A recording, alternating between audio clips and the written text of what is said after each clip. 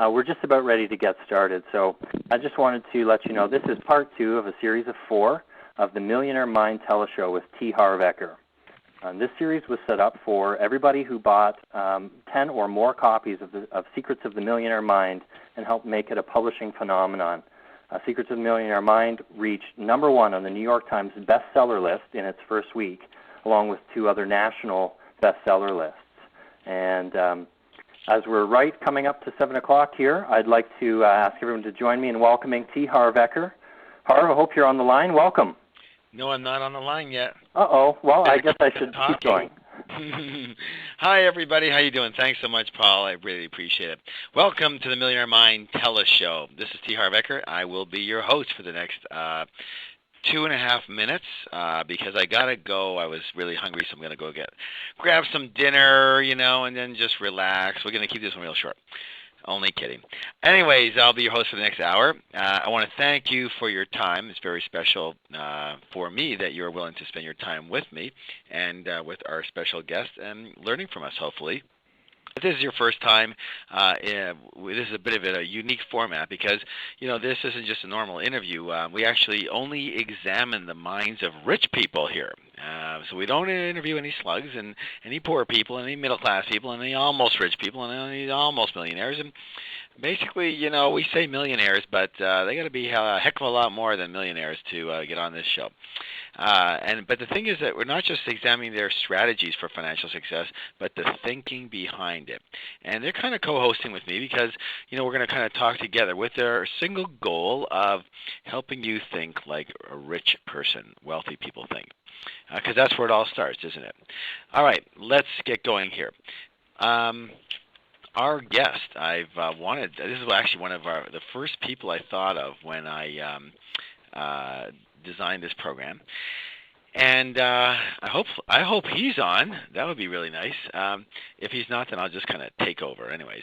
But anyways, he's got a 20-year track record of successful entrepreneurial ventures in tons and tons of different industries, ranging from telecommunications, information technology, event marketing, education, and broadcasting. He has founded and he built and sold more than a dozen different companies, including one named to Canada's fastest-growing company list by Profit Magazine. He's received a number of citations and awards for his entrepreneurial spirit and success, including the Young Entrepreneur of the Year award. Actually, he quit university and started his communications company at the age of 21, and then he built it into a multi-million-dollar enterprise, selling the company in the year 2000 and taking it public. In that same year, he also founded and built and sold an internet-based company that went on to revolutionize the entire radio industry.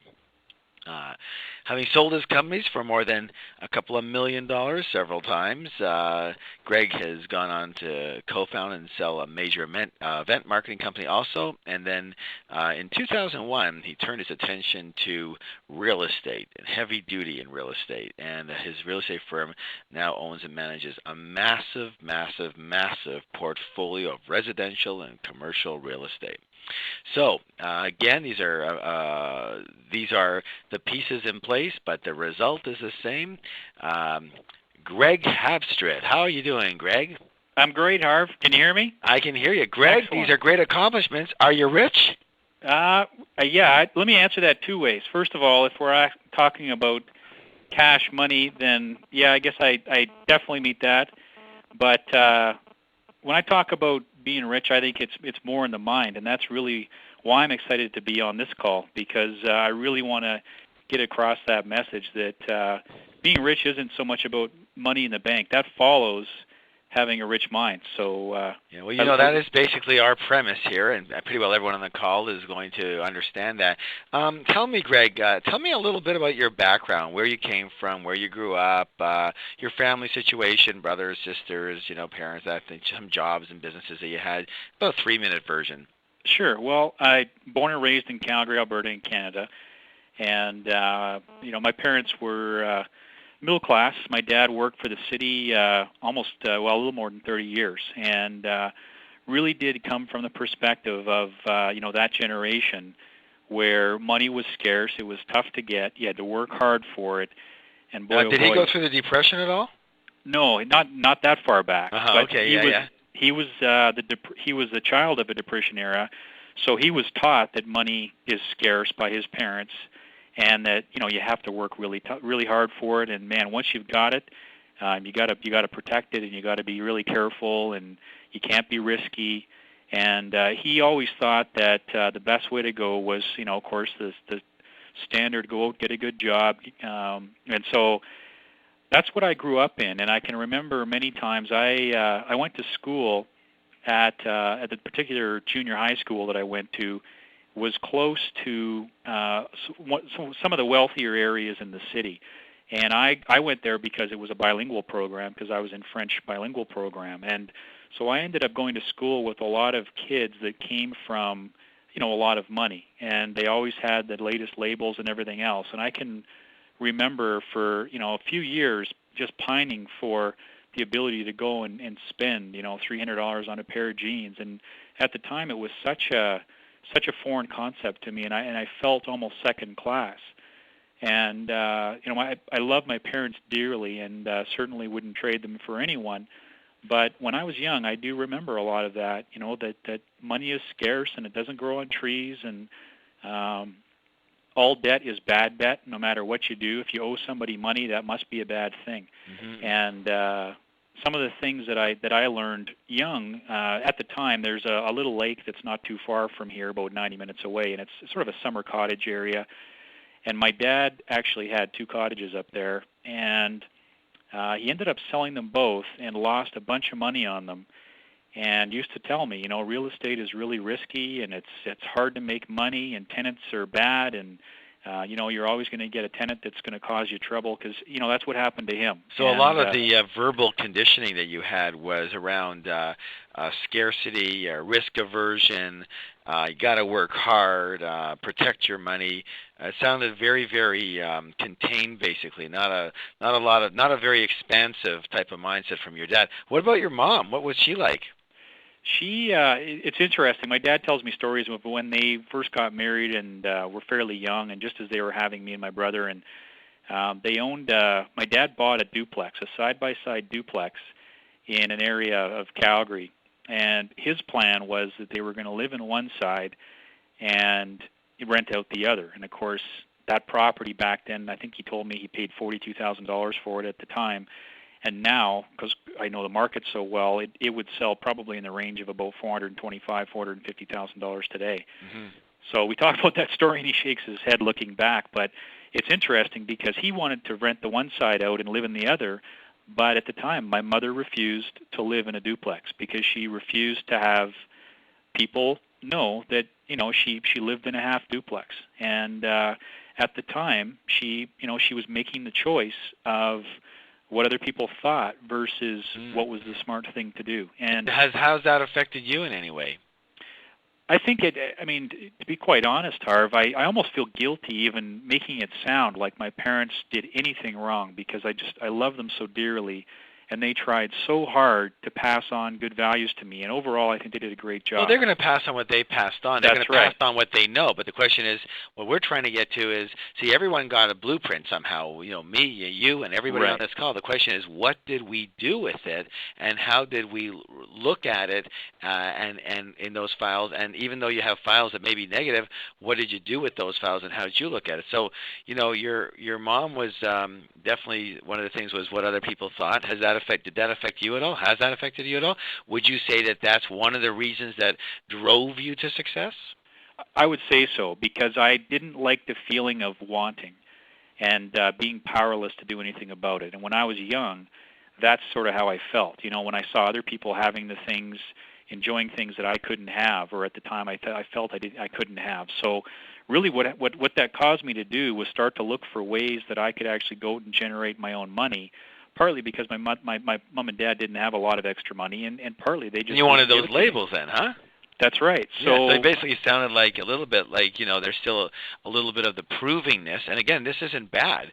Just is what drives people, because one of the things we talk about the Millionaire Mind is that, proving yourself, that whole arena of what other people think and proving yourself. And you even used the word earlier of I felt like a second-class citizen. Now, a person who doesn't care what other people think wouldn't feel like a second-class citizen because they wouldn't think that way.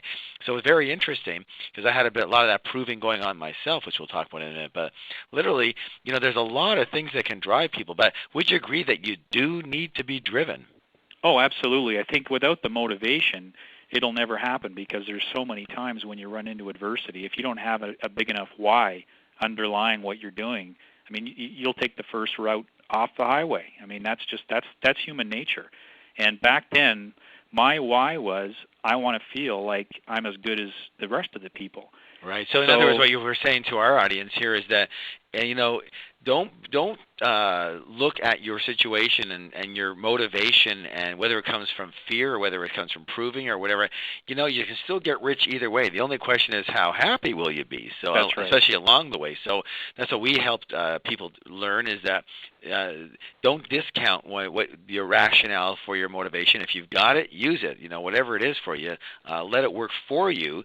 At the same time, do the work on yourself in order to make certain that you were eventually adding in that coming from joy and purpose.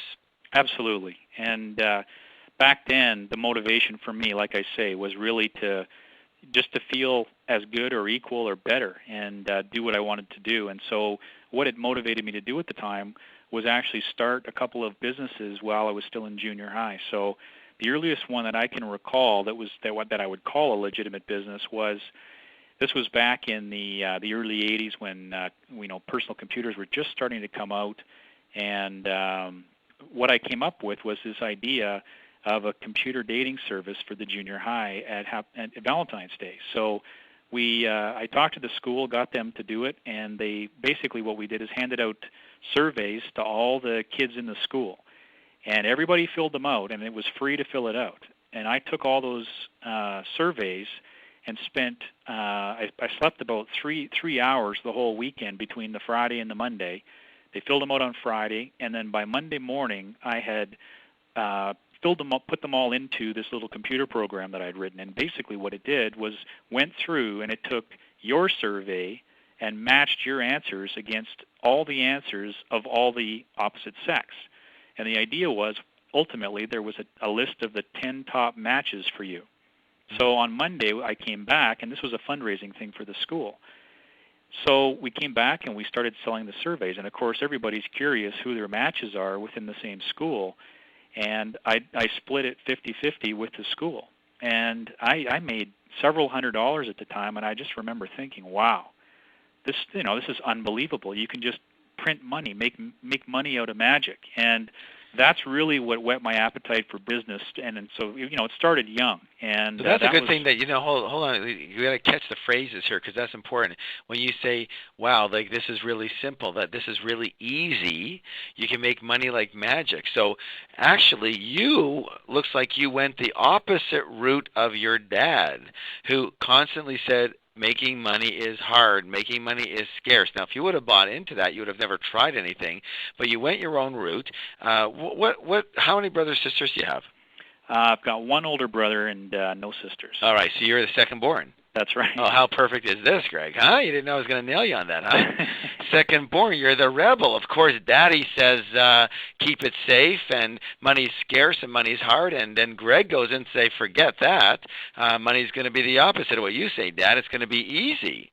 And interestingly enough, that's exactly what happened. Is that I would say that I'd venture to say that I'm probably as diametrically opposite to my father in almost every way that you can get, and there's a few exceptions to that. And I would consider myself very sensitive and emotional and generous, like he is. But when it comes to business and managing money, we are diametric opposites. Right. Well, one thing is that you learned what you didn't want to see, right? You didn't want it for yourself. Right. And being the second. Now, by the way, how's your brother doing?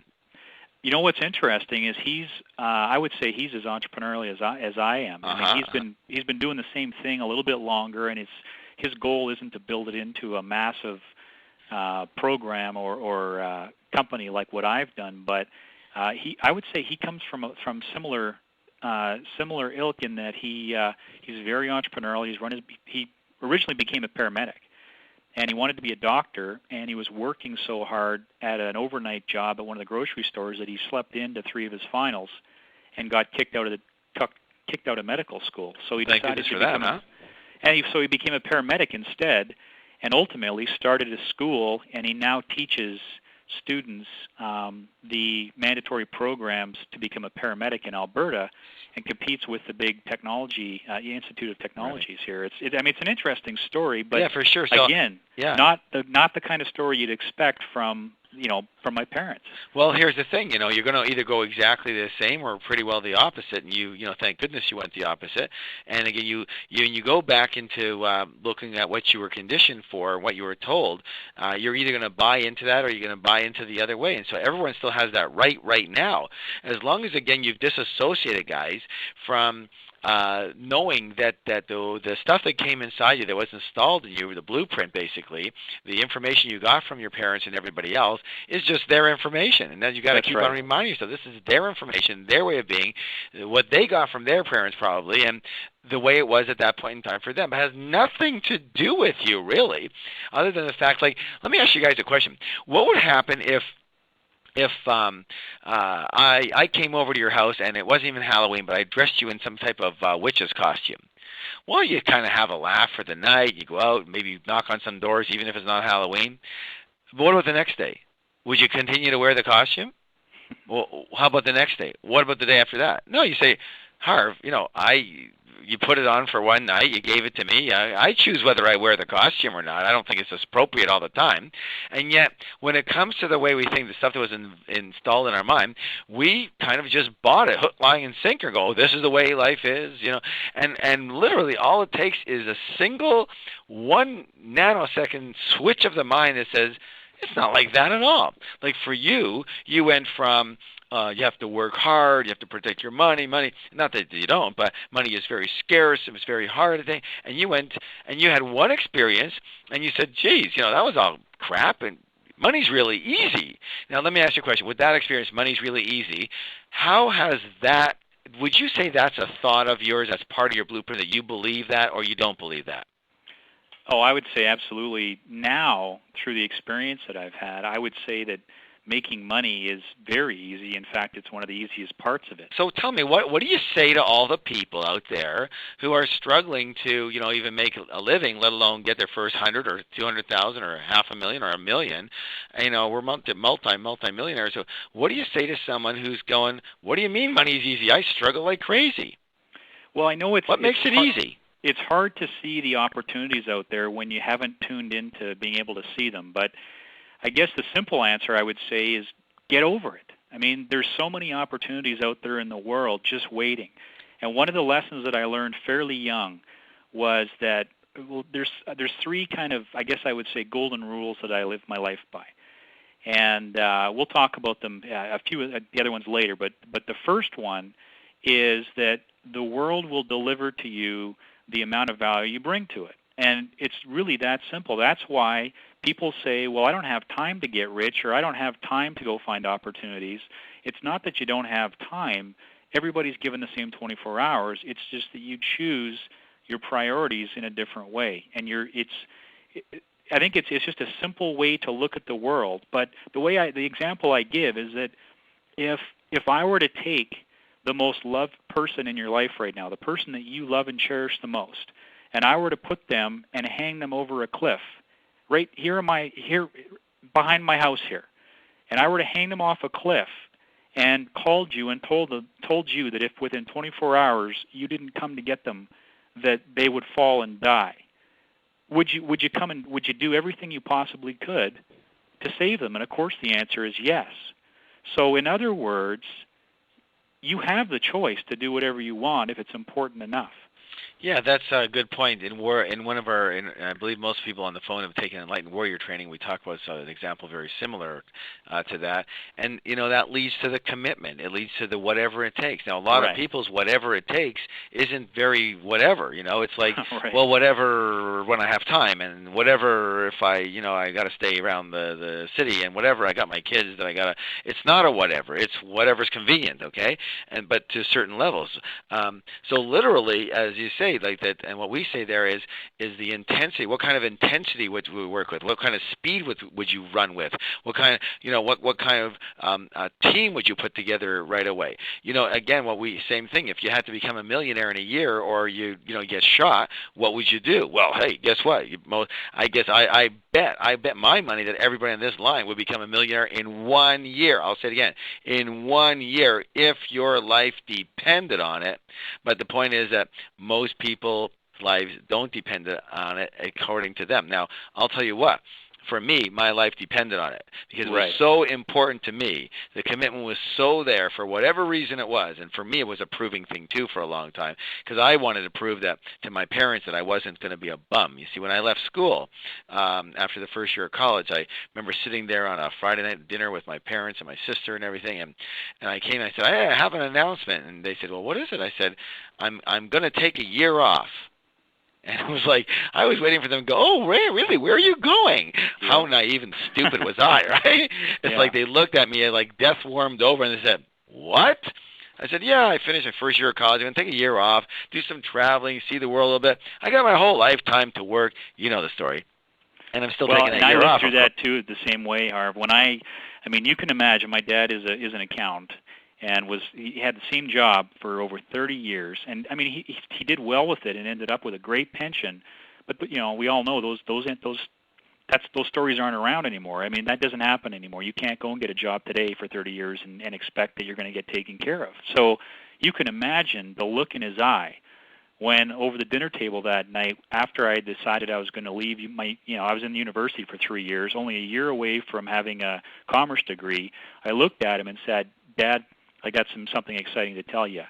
I've decided to leave university. And, I mean, he literally dropped his fork, and you can imagine the look on his face because it went against everything that he had ever been programmed. Oh, totally. My parents thought I was going to be. They said, you are a bum. You are always going to be a bum. You'll never make a living. And don't think we're going to support you. Don't come running back to this house. You're going to be nothing but a bum. You'll see.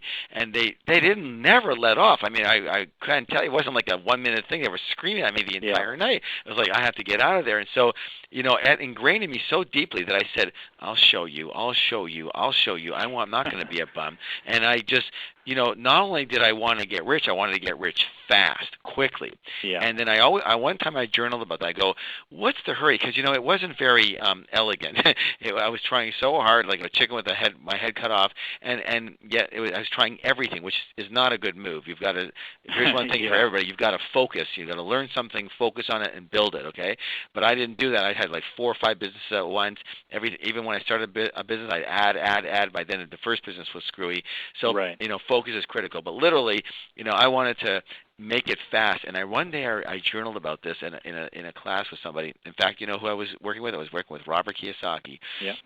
We were journaling about some of our stuff going on, and I wrote down, Harv, why do you have to make it so fast? What's all the tension about? And then I wrote it down. I started tearing. I wrote down, because I've got to make it before they die. Wow. And I remember just like, oh my God, where did that come from? Yeah, that's pretty powerful. Totally just out of proving that I'm not a bum, and I'm going to show you that I can be a success so you can be proud of me. And the moment I wrote that down, I looked at it and went, this is not a good way to live.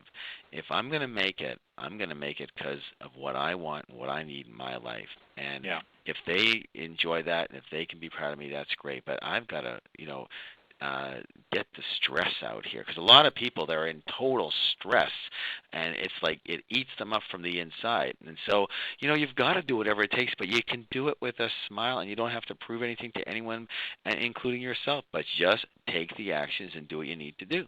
Yeah, absolutely. So let's get to a couple of other things here.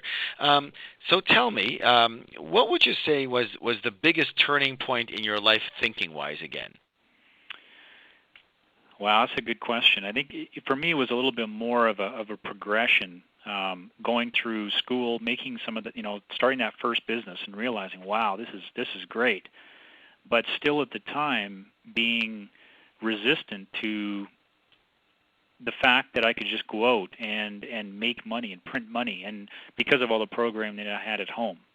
But it was like there was this entrepreneurial spirit in me that was stronger than the programming. And I think I'm fortunate because I don't think that a lot of people, that a lot of people don't end up with that kind of an entrepreneurial strength in them.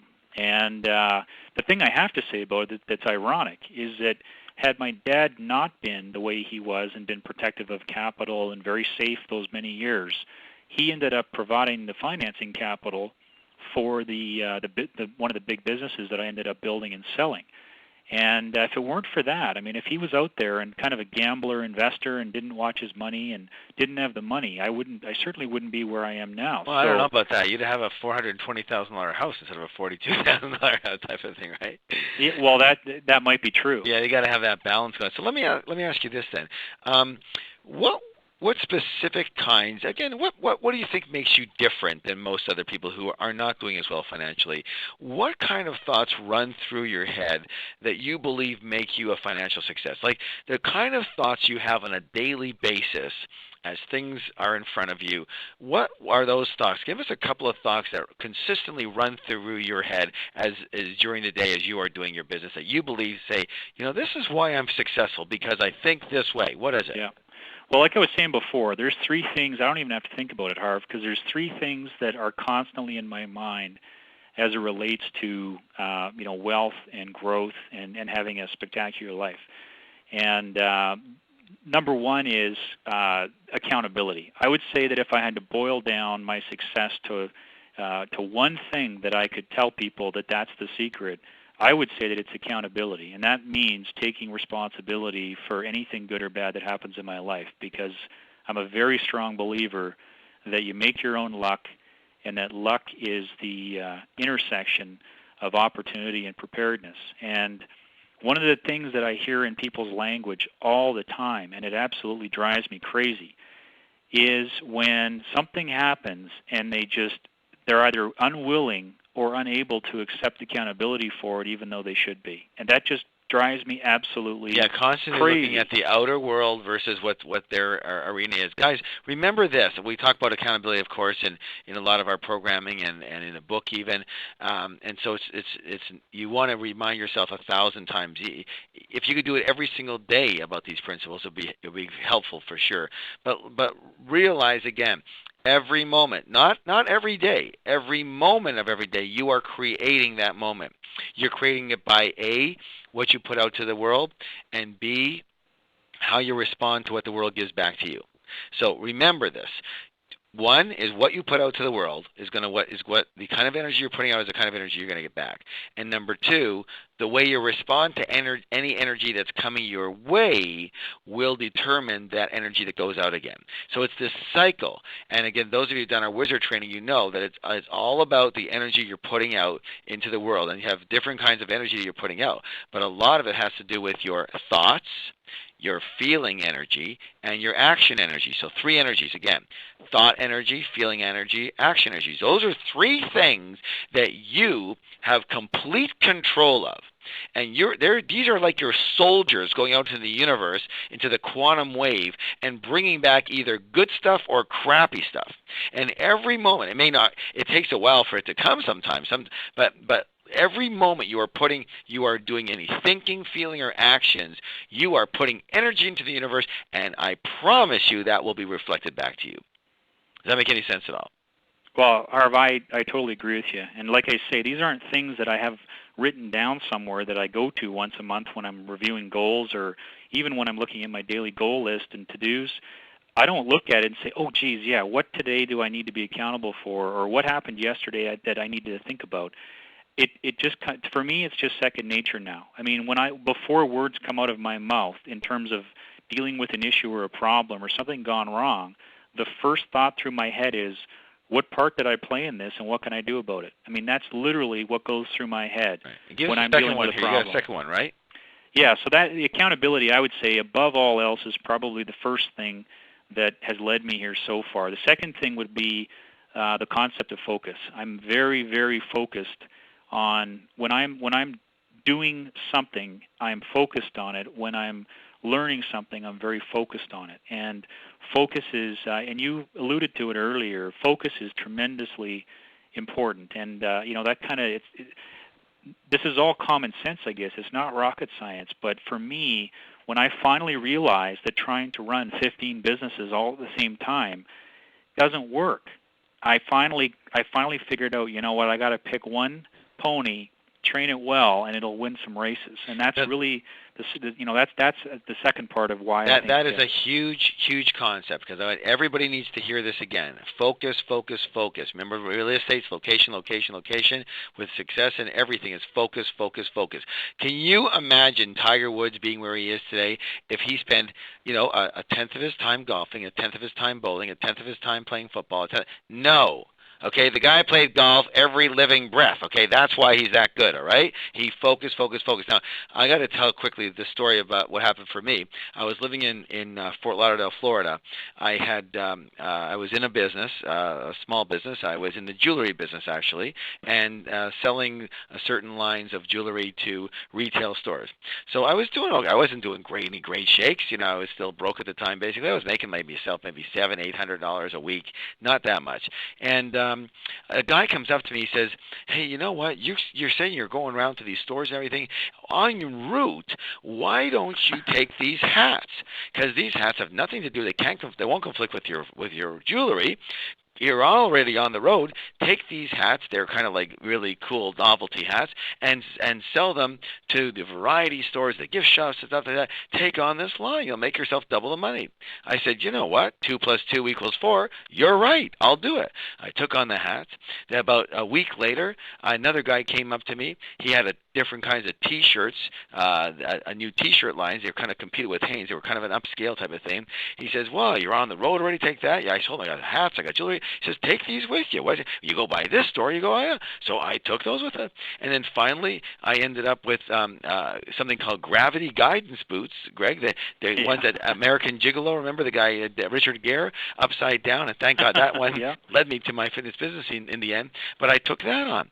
And you know what? I had gone in literally a month from one line, making $700-800 a week, to 4 lines, losing $200 a week. Yeah. With no time, I wasn't eating at all. I looked completely white, even though I lived in Florida. From the standpoint of I had no tanning. I mean, I was just blank as a ghost, and I'm going, what happened here? Well, I don't get it. I should have been earning 4 times the amount of money, and I'm losing money now.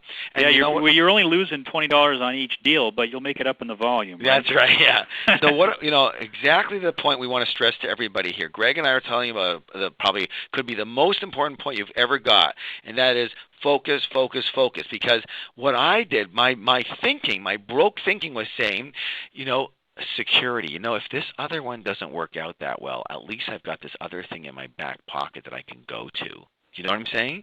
And I think so many people have that going on. They're going like, well, here's my primary thing, but, that's really what I'm going for. But if it doesn't work out, I still want to have this. I have this in my back pocket and this in my side pocket, and I'm doing a little bit of this so I can have this just in case it doesn't work out. So there's one thing about the security. And the other thing I have to mention, and I've mentioned it before, I'm going to remind you, is this thing around multiple streams of income. Yes, do I believe in multiple streams of income? Abso-freaking-lutely. No question about that. But one at a time, my friends. Yeah. Most people say multiple streams of income. They get into real estate, they get into this, they get into that, they get into this, they get into this. They write a book, and what are they doing? Nothing. How much money are they making? Nothing. You got one arena, okay, like you said. Take your one pony, train it well, and then systemize it so it can run on its own, and then you have the right to move to the next arena. Now, even in real estate, it's something whereby, real estate is a great thing for people who have a solid situation here to move into, either as a completely new arena and get into different facets of real estate, or as a part-time thing. We're not saying don't do part-time things, but if you've got situations where you have your hands in 3 or 4 or 5 pots and you're not making money, that's why. That's why. Yeah, absolutely. Pick one pony and train it. And I think the key is you pick a pony, you train it, and you master it. Then, once you've got it mastered, and you're not having to constantly learn, then you can start to expand your horizon a little bit. And so I think there's a little bit of balance that needs. Focus is so important, especially in the startup and when you're growing something. But at the same time, you also can't be too focused that you're in tunnel vision. Well, we call it focused but open. Well, back in the early 1900s, if you were the most focused buggy whip manufacturer that ever existed, you made a lot of money for a while. But if you were too focused and you didn't realize that some guy named Henry was about to put you out of business, it wouldn't have been long before that focus cost you some money. Definitely keeping your eyes open. That's but right. Don't again. A lot of people have this problem. They either take on other things for security, or they take them on for additional passive income streams or income streams. And if you're not doing well on your first one, why would you expect to do well on your second one? That's so right. Get the first one going well. And if you're not doing good on the first one or the second one, get rid of them both and find a vehicle that works for you. I have yet to meet somebody who got rich because they went out and got a second and third job. It's just... Or even a second or third business. Things. Usually people who get rich, they are rich through one arena primarily, and then they diversify that situation. That's right. Let me ask you this then. Did we get to the third one? Let's go to the third one here because I really like these. Accountability, focus, and what was the third one? The third one is that I am probably, of anybody that I know, I probably spend more money and time on education than, I look back and there's been years where I've spent over $100,000 personally on education, going to seminars, ordering courses, all the travel involved and everything. Really? Let me give you a website that you want to be doing your next order. Yeah. Okay. Okay. Go ahead. It's true, Harv. Education is the thing that is so important to me, and that's why. That's one of the reasons that I've become an educator. Is that in the last few years, I do a lot of training now and educating other people. Partly because I love it. It's great to see the light on. But I'll be honest with you, the real reason that I started doing it was because if you really want to learn something, man, go out and teach somebody else. And as soon as you've got that responsibility on your shoulders, you just naturally have to go out and learn it inside and out. So that's why I started teaching a few years ago, and it turns out that I love it, and the response, has been great. So I'm building that as a business, and that's the great thing is you just, it comes around, goes around. I started teaching because I wanted to learn more, and because my teaching has taken off, it's just another one. It's an income stream for me now, and I absolutely love it. I get off on it. So to me, I couldn't have done that had I not been so committed to constant learning. And one of the things you said there, you said also is that you love it. You do what you love to do. Absolutely. And again, people, I'm gonna nail you again, guys. Listen closely. Remember, in life directions for a lot of you, if you've taken it, great. If you haven't, make sure you do. Means to an end thinking is a big problem because we're creatures of habit. I'm not saying that sometimes you don't have to do what you got to do to get somewhere else. No, of course that's the way it is. But what happens is we get into a rut. We get into a situation thinking we're not going to ever get into a situation or a rut here. We're just going to make a living for a little while until we can sort things out or until we pay off this or and what happens? Well, 15 years later, you tell me what happens. Nothing. Yeah. Right? And so that's what we call means to an end thinking, doing something you don't like in order to get to something you do like. And again, if it's a short time and it's a short time, it's a committed time, fine. But if it's just like, has no time limits, there's no commitments, there's no accountability on that, it's a big, big challenge because a lot of times people, they know what they love to do, and they know what really they're here for, but they don't have the guts to get into it or stick to it. And again, there's a lot of ways to do everything. So if the vehicle can change, but you should really stick with who you are from the standpoint of your mission. Again, I am a teacher. Greg, you are a teacher. Some people are healers. Some people are adventurers. Whatever it is for you, be that and choose the vehicle. The vehicles can change all the time. So literally do what you love. And I'd say if you're not doing what you love, create the reality where you can cover yourself on a financial level in some way, shape, or form. Even if you're not at $1 million a year, earn a living, but do it in what you love and build that so that in the end you're making your fortune in the arena in which you love. And if you keep doing the stuff you love, the money follows you. It finds you. I mean, that's just the way it works, and that's how it's been with my education companies. And I just, like I say, I'm so committed to education, and I hear people, going back to this whole problem of, geez, I don't have enough time. I got a full-time job. I heard on the last call last week when you talked to one of my, just a very, very close friend of mine, Keith Cunningham. And one of the things that one of the questions was asked was, well, geez, I've got this job. I got a 2-hour commute each way. How on earth am I ever going to be able to do anything? And when I hear that, again, this stuff just automatically clicks in for me. I don't have to stop and think about it. The first thought I had when I heard that was, you've got a 2-hour commute? You are so lucky. And the reason that I say that is because if I could force myself every day for 2 hours to spend time listening and focusing on education that I play in my car, I probably would have twice as much money today as that I do. And that's because if you get into my car, Harv, in Calgary here, you'll find I've got a whole library of CDs, and I'm constantly listening and educating myself in the car. I mean, I can't tell you the names of most of the radio stations in Calgary because I don't listen to that crap.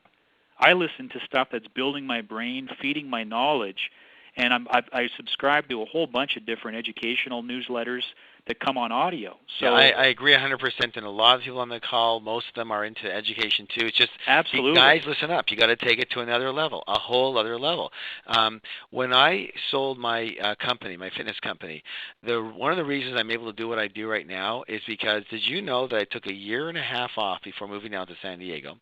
And what do you think I did for a year and a half? You won't believe it. For a year and a half, I walked and listened to tapes from every master in every personal development, business, money arena that had anything. And I had a little dictaphone with me. This is not like 1 day or 2 days. I said 18 months, a full year and a half. I had a little dictaphone, and I kind of recorded with my own voice the key elements that I thought were really critical and key sayings that I want to remember, things like that. Then what I did, believe it or not, is I actually had someone transcribe all the tapes and then put them into a certain order for reference. To this day, and I don't know exactly where they are and what storage area, I have 2 massive file boxes of maybe, 2,000-3,000 pages of every really excellent piece of information and motivation and whatever that's really ever been put out there. And if I could find that today, it would be worth a freaking fortune, I'm sure. But it was worth a fortune in my mind, I guess, because before that, again, I did okay. But remember, I started losing my money. And after that, things began to change. So you're on the right track. Every single time you're with Peak Potentials, with us, with anybody else, if you're learning from them, you are doing the right thing. You invest in 2 things. You invest in things that can go up in value, hopefully, assets, and you invest in education. That's financial. They will both come back to you 1,000-fold over. And Greg and I aren't just saying this because we're educators. But why do you think we're educators? Because it works for us. Hello? Absolutely. I mean, Harv, anybody that comes to my office, I'll take you upstairs. I own an office building in Calgary, and I'll take you to my office upstairs. I've got a library, and it's jam-packed. One of the walls is lined with bookcases, and literally there are hundreds and hundreds of books and courses and CD sets and tape sets and games, you name it. I mean, and I credit, like I say, that's one of the 3 things that I absolutely think of every day, and the reasons why I think I am where I am. And well, thank you. Those are critical. 3 excellent ones. And let me also say to everyone here, just on that note, if you're not a Quantum Leap member, sign up for Quantum Leap. I mean, just get committed. I'm not trying to sell you anything. I could care less really from the standpoint of financial. But it's very obvious that people who do Quantum Leap, everyone I've ever met, they've transformed themselves, their business, their lives, their money, everything transforms in literally 3 years. And if you're not willing to invest in yourself, that's okay, but don't expect much different. Okay, it's not going to make a big difference. So Let's go to the next question here, because it's really important. We've all had obstacles in our lives, and we all have obstacles in our lives. I want you to give me an example of how you handle obstacles that come your way, and what's your thought process when a challenge comes to you? What's your thought? What something happens, it didn't go well. What's your thought process? Well, it depends on how serious the issue is. If it's something that, for example, in some of my businesses, I've had a situation where I had a business partner and thought that the business, wouldn't survive if it wasn't for both of us being there. And one day the business partner comes in and sits down and says, "You know what? I've been thinking about it, and I'm going to be leaving." And the feeling of your heart just sinking and jaw dropping to the ground. And then I can remember that happened to me one time, and I walked out into the park and sat there and thought about it, and for about 5 or 10 minutes I felt like the world had just came crashing down on me. But what I started doing was saying to myself, okay, well, what's the worst that can happen? And that is a really powerful question to start asking yourself, because what you do is you ask yourself, okay, well, what's the worst that could happen? Okay, well, my partner left. Okay, well, then what? Well, if he leaves, man, I'm not going to have any salespeople, and I'm going to have to do it myself. I'm already working too hard. Okay, well, then what? Well, I don't know. Either I have to shrink the company down or maybe try to hire a salesperson. Okay, then what? Well, the sales go down, and geez, maybe this thing isn't profitable anymore, and you just keep asking that iteration of, okay, well, then what? And then what? And then what? And ultimately what it gets you to is realizing that it's not the end of the world. And so for major things like that, I find that's a really excellent tool to use, because what you'll realize is eventually you're not going to die from it. That's the end, is okay, well, I have to shut my business down. Then what am I going to do? Well, I'll go out, and if I have to, I'll start another business, or I'll find another partner and get some joint venture capital and start another thing. And okay, well, then what will happen? Well, that business, geez, maybe it'll grow faster. And if I just borrow the money, I won't have any partners to have this happen again. Well, then what will happen? Well, man, then I can build this business up, maybe make it super successful, and end up selling it. And that's the irony of that story, is that's exactly what happened with that business that I grew. And I did have a partner in it, and they left, and I thought it was the end of the world. And it turned out to be the best thing, because, the truth is I bought their shares back from them for about 1/25th or 1/30th of what I ended up selling them for 2 years later when the company went public. So excellent. I like that. I think that's a great point for everybody. Again, write these things down. Again, in Warrior, we talked a little bit about it. What's the worst that can happen? In other words, expect the best, accept the worst, and go for it. That's so right. Literally, but I like the thing that you're adding to this right now that's very important is to what I call it counting it down, or bringing it down, which is bringing it down to its root essence. Because when we're all upset and everything, it's all fear-based, right? Right. So what's the worst that can happen is a phrase that allows you to get to the bottom line fear, and it starts to decompress that energy that you've got. Oh my God, what? This is going to be terrible.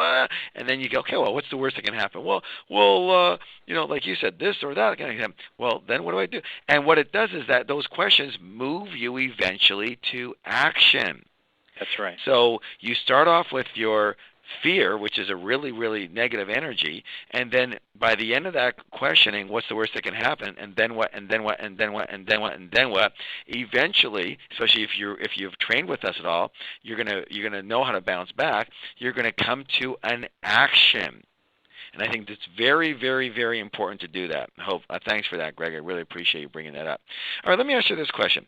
What would you say is your most positive trait, would you say? Your most positive characteristic or trait, the one that you think brings you the greatest success?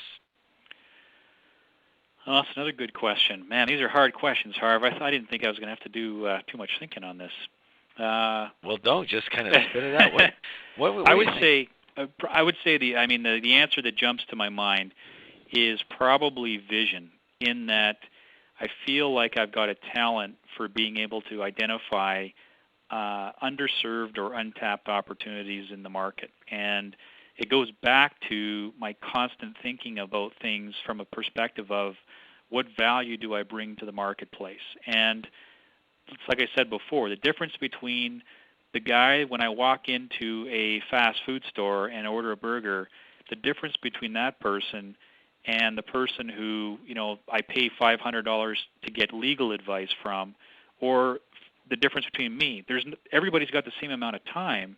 It's only a matter of what value they're bringing. And, that's the secret to me, is bringing added value so that the market will give you back what you bring to it. Yeah, just one of the things like we you say, bringing energy to the world, and it gives back. And I think my ability has been to identify opportunities and then create value in a way that allows me to put money in my pocket. That's, the people will pay me for the value I create. Right. I think, plus, I know what you do, and I know that you're a huge real estate mogul and basically have built this company to a massive success, and now, you teach other people how to do it step by step, which is, awesome of you to do that, because, you're one of the purest and simplest teachers of this that I've ever met, because, you do it, and you do it every day, and that's how we know each other, isn't it? That I try to be in one of the lineups to be one of your investors and try to get my money in with you, and you're going, well, okay, well we have too many here, and this one, maybe this one, maybe this one, and I've been trying for a while, but thanks God we've been looking for. Now we're looking at doing it. So literally, that's probably a key element, that you are good at looking for underdeveloped or untapped markets and bring value, because that's one of the things you always say to me.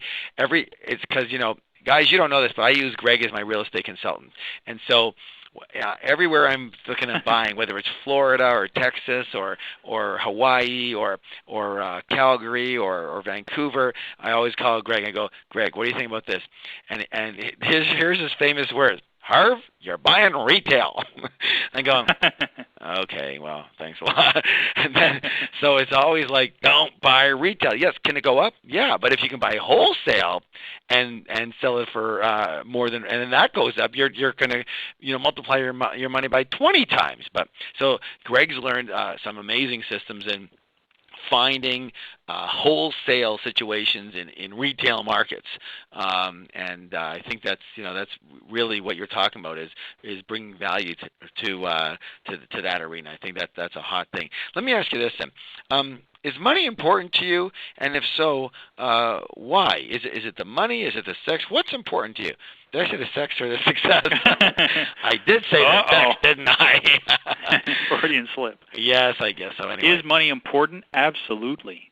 And anybody that says it's not, I can't help them. I mean, let's face it. Money is important, because that is, whether you like it or you hate it, the fact remains that money is the scorecard that the world uses. And it's the way that, to me, it's not the money. I don't get excited about looking at a bank account with 6 or 7 zeros, or, looking at, I'm going to do this deal and make all this money. It's not the money that goes through my head. It's the things that I can do with the money. That's what it's all about for me. I mean, money, to me, certainly doesn't buy happiness, but what it does is it removes a lot of the barriers between you and the ability for you to reach happiness. That's the way that I look at it. And so, I mean, basically I'm not saying you have to have money to be happy, but, let's face it, it sure makes it a lot easier. Yeah, absolutely. So in talking about that, let me ask you this. What would you say, again, let's just kind of quiet it down here for a minute. It's the end of your life. You've had a great life. You're kind of sitting on your porch, and you're in your rocking chair, and you don't have a lot of time left, and you're reflecting back on your life, and you're saying, if I could just give one secret of financial success to pass along to the world, just one, not 2, not 5, just one thing that really, really worked for me, what would that be? What would I tell my son or my daughter about financial success? Well, good to kind of cheat because I've already told everybody a lot of really good things already, so I don't have to, But at the end, I think what I would say is that, and we talked about this earlier, is that, you know what, your life doesn't depend on money. Your life doesn't depend on making money or becoming a millionaire. You're not going to die if you don't become a millionaire. But living a spectacular life does. And I think that's critically important. That's what I intend to pass on to my children, is that money is not what makes you happy, but it certainly takes away the obstacles. And it's critical to understand that if it's not an important part of your life, money, you will either act like a magnet or you will repel it. And so basically what you're saying is that money is important, consider it important. It's not necessarily the most important thing, but it is an important element, and don't dissuade from it. Right. Don't negate it in any way. A lot of people, even after they've done the Millionaire Mind, they still have a tinge of resentment towards money. Or they go, it's such a struggle. I wish we didn't even have to deal with this stuff. Don't say that, or you won't be dealing with this stuff. All right? That's right. Absolutely. No, money is it's one of those things. It's an idea, and it's not good. It's not bad. It'll do for you what you want it to do. But to me, understanding and valuing money is important because, and then people say, well, geez, I don't make a lot of money. I have nothing in the bank, but I'm very happy. And I'm not saying that you can't be. What I am saying is that it's possible you could achieve a higher level of happiness. For example, if having a bunch of money for yourself isn't what gets you off, but you're much more, charitable and helping other people is really what turns you on, well, the more money you have, the more money you can give away and the more lives you can change. So, that's an example of how I'm not saying that amassing all this money and having it in the bank like a hermit is a good thing. What I'm saying is money is a conduit to create more happy energy in the universe.